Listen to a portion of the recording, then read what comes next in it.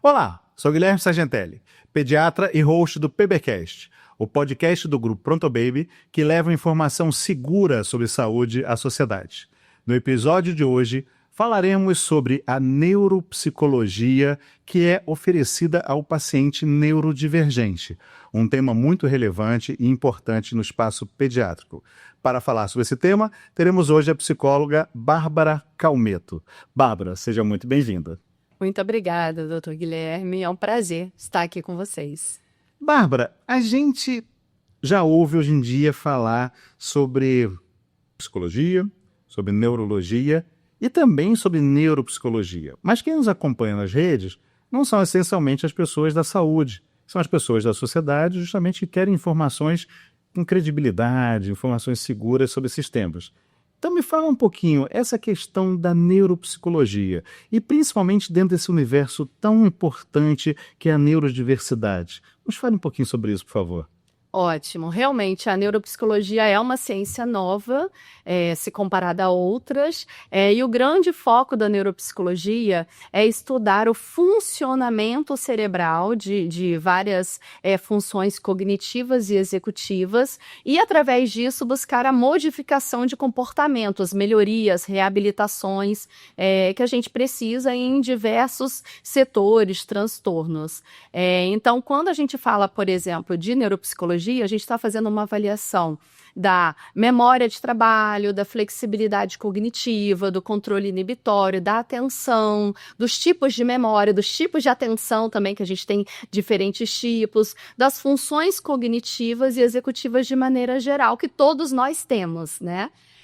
Quando a gente pensa no público neurodivergente, aí a gente tem dados mais específicos da parte de funções executivas principalmente. A gente sabe que as pessoas neurodivergentes têm déficits nas funções executivas, que estão localizadas nessa parte pré-frontal, a parte da frente do nosso cérebro, e através de uma boa avaliação neuropsicológica, a gente identifica aquelas funções executivas e funções cognitivas que são mais amplas e podemos criar um plano de intervenção de antecipar, de prevenir algumas outras coisas e de melhorias e modificações de comportamento. Bárbara, foi excelente. Eu estava aqui te ouvindo e pensando assim, poxa, só essa primeira explicação da Bárbara já vai trazer muitas explicações e muitos entendimentos para quem nos acompanha. E mais do que isso, ele é uma chamada para muitos focos que a gente tem muito interesse, que são a questão de atenção, memória, você falou de várias coisas que são muito valiosas. E aí eu te pergunto, você já começou a deixar um pouco essa esteira, né? Mas assim, entendendo isso e compreendendo essa amplitude, talvez até a gente tivesse que fazer, e vamos fazer esse convite para novos podcasts para tentar destrinchar cada um dos temas, mas que resultados, de uma forma global, que impactos essa abordagem neuropsicológica traz de benefício para o paciente? Ótimo. Pensando num paciente neurodivergente, que a gente já sabe que ele tem uma questão, uma dificuldade nas funções executivas, a gente pode planejar, por exemplo, uma intervenção de memória de trabalho. A memória de trabalho é aquela memória do nosso dia a dia, da execução do dia a dia. Então, as famílias neurodivergentes, as famílias atípicas vão se identificar. Parece que você está ensinando 500 vezes a mesma coisa para o seu filho, porque ele tem uma dificuldade de memória de trabalho, memória operacional. Então, a gente pode criar uma intervenção baseada nisso. Outra situação, a flexibilidade cognitiva. Hoje é uma das grandes dificuldades da pessoa neurodivergente que traz prejuízos significativos. Ou seja, mudar uma rotina, mudar uma situação já prevista, uma dificuldade do dia a dia. Então, a gente pode trabalhar intervenções focadas na flexibilidade cognitiva e melhorar essa flexibilidade, assim como o controle inibitório, né? A gente sabe que há uma dificuldade de censura, de entender o que fala, onde fala. Isso tem sido geral na população hoje em dia, mas no público neurodivergente isso é muito significativo e traz prejuízos. Então, todas essas funções, tanto as funções executivas primárias e secundárias, como as funções cognitivas, a gente pode trabalhar em intervenções de reabilitação para trazer mais funcionalidade e qualidade de vida para a pessoa neurodivergente. Marlon, você está me deixando encantado com cada uma das suas respostas pela densidade e robustez daquilo que você está trazendo de informação. E assim, e a gente que já trabalha na área de saúde, que acompanha trabalhos como os seus, sabe o quanto isso de fato acontece, né? O quanto se promove isso é muito importante. E aí, interessado por toda essa nossa conversa, interessado pela essa parceria que você está trazendo para a gente, junto do Grupo Pronto Baby, eu vi que você é diretora do Autonomia Instituto e que é um trabalho muito rico. E quando eu fui visitar vocês nas suas redes e tal, eu vi que você usa muito alguns termos de alguns valores, quais são importantes a vocês. Um me encanta absurdamente, que é a empatia. Me fala um pouquinho dessa atuação do Autonomia Instituto e o que você promove e como que funciona justamente essa tua engrenagem. Ótimo. Lá no Autonomia Instituto, né, que é a minha clínica, a gente atende pessoas neurodivergentes de pequenininhos, né, 1 aninho ali, 1 aninho e pouco, quando a gente às vezes ainda está com sinais de alerta para um transtorno do neurodesenvolvimento, até a fase passando pela criança, fase escolar, adolescentes, adultos e idosos, já temos também. Então, a gente abarca todo o ciclo da vida para trazer, que é a nossa grande missão, trazer inclusão e qualidade de vida. É isso que a gente busca o tempo todo, que na verdade o que a gente quer na vida é qualidade de vida e sermos felizes. Então, isso a gente busca para o público neurodivergente através das intervenções que a gente faz. A gente trabalha com uma ciência, que é a análise do comportamento aplicado, que busca modificações de comportamento, né? E no final das contas, qualidade de vida. Então, isso é muito importante. Você falou de alguns valores, né, que a gente trabalha, então isso é algo muito forte lá no Autonomia Instituto, que são os nossos valores inegociáveis, que nós temos 3 principais ali que abarcam tudo, que é a empatia, o comprometimento e a excelência.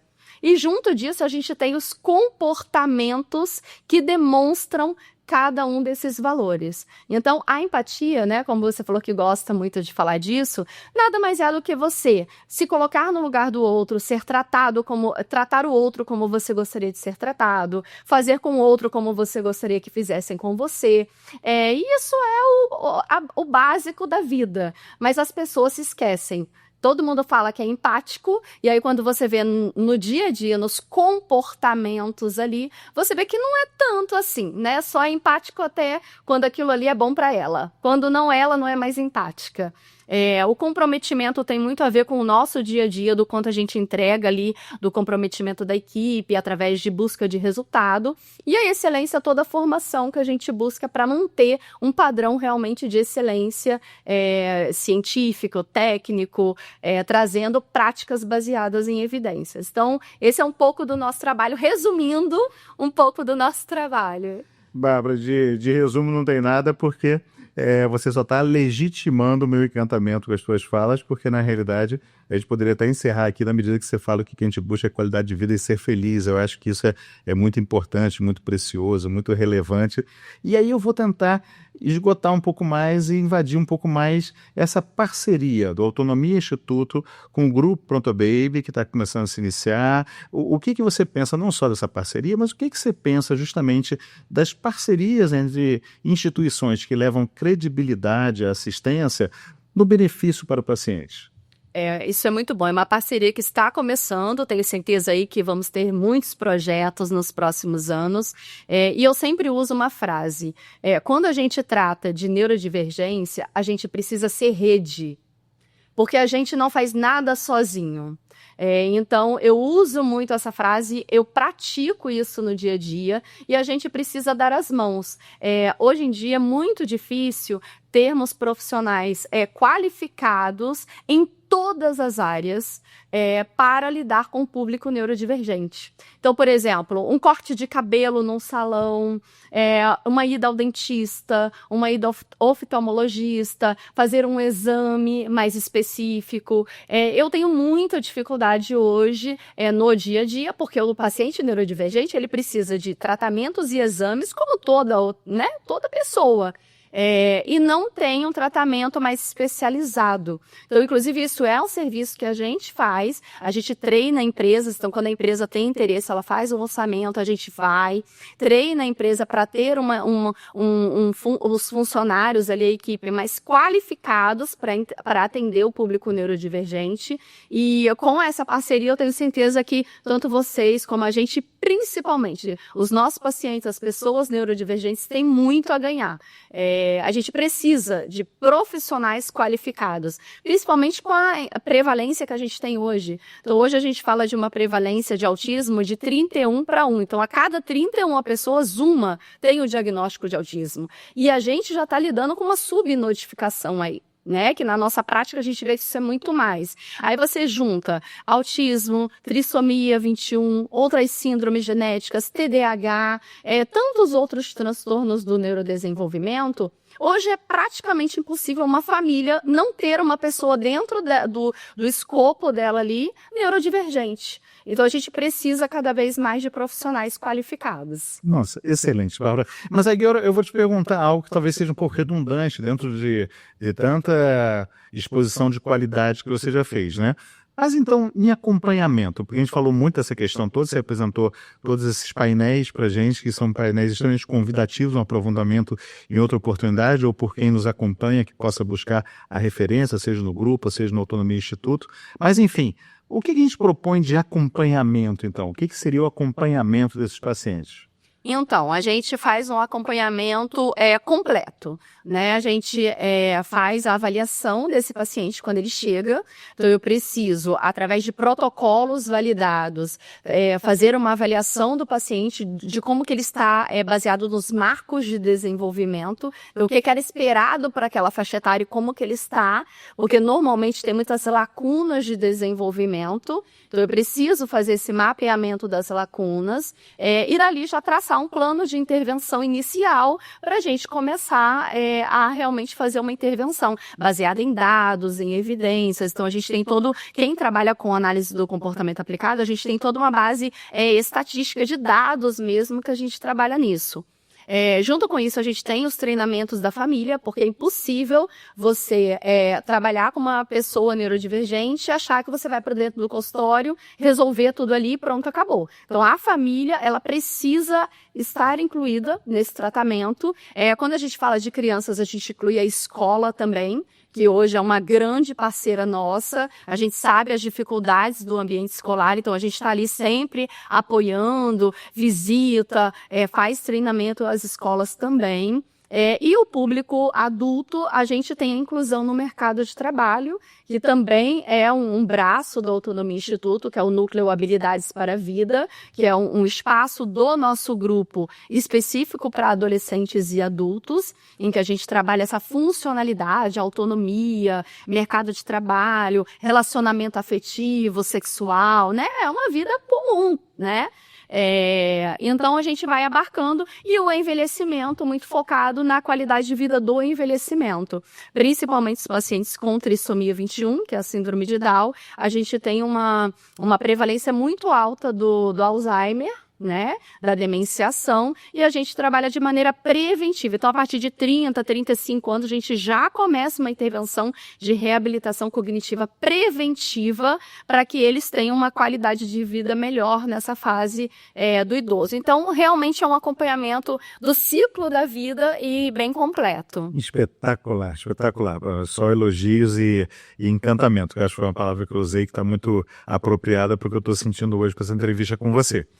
Mas você já colocou uma situação, a neurodiversidade é uma realidade crescente, e aí eu te pergunto, assim, em termos futuros, né, para onde a gente está apontando nesse acompanhamento? Quais são as perspectivas que você imagina?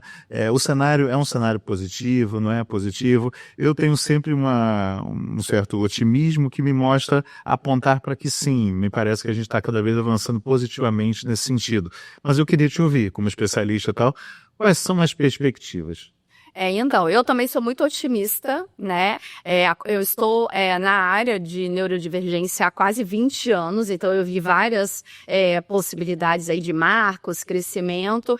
Com o avanço da internet, a gente teve, né, vem tendo uma conscientização muito maior. Então, eu acredito que os próximos anos a gente vai cada vez mais ter profissionais qualificados, a gente desmistificar algumas coisas de que o autismo é aquela cara, é aquele tipo de pessoa, sendo que a gente tem um espectro enorme dentro disso, o TDAH também. Então, entender as necessidades específicas do indivíduo e não do nome de um transtorno. Isso é muito importante. Então, eu sou muito otimista, estou aqui, inclusive, para isso. Eu acredito que a conscientização, ela vem da informação, por isso que lá na rede social eu sou muito ativa. Quer dizer, poderia ser mais, mas o dia a dia às vezes não deixa, mas busco ser bem ativa, né, divulgando bastante, porque eu acredito que a informação vai trazer conscientização, vai trazer essa inclusão e um mundo melhor, de maneira geral, um mundo mais inclusivo, que é a nossa missão, nosso propósito de existência é buscar a inclusão.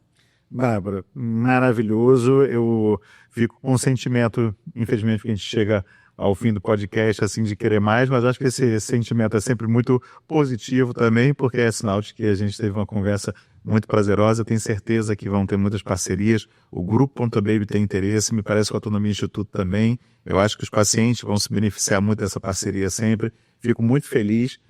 Vou dar o espaço para o seu encerramento, com uma brincadeira que eu sempre faço com os meus convidados, falando que você tem o espaço agora de falar aquilo que eu esqueci de te perguntar. Então fale da autonomia, fale de tudo que você quer dar ênfase, mas chamando atenção para algumas coisas muito valiosas que você falou, que aí, se eu for falar todas as coisas valiosas, eu vou gastar mais todo um tempo de um próximo podcast, mas vou chamar a atenção para você ter chamado a atenção do protagonismo do indivíduo acima da doença, que eu acho isso muito importante, e de que, no fundo, todos nós queremos ser felizes. Isso parece muito óbvio, mas eu acho que trabalhar com as ferramentas adequadas para isso é muito importante. Então, é o seu espaço de encerramento, mais uma vez agradecendo enormemente, fazendo um trocadilho, e agradecendo de uma forma bárbara a sua presença. Muito obrigada, eu que agradeço. Na verdade, eu quero deixar uma mensagem para a sociedade de maneira geral. Muita gente me procura falando assim, mas Bárbara, como que eu lido? Eu tenho um cliente aqui, neurodivergente, tenho uma pessoa da família, tenho um amiguinho do meu filho na escola, e o que eu costumo falar é justamente o que eu vou reforçar o que eu falei. Para de focar no nome de um transtorno.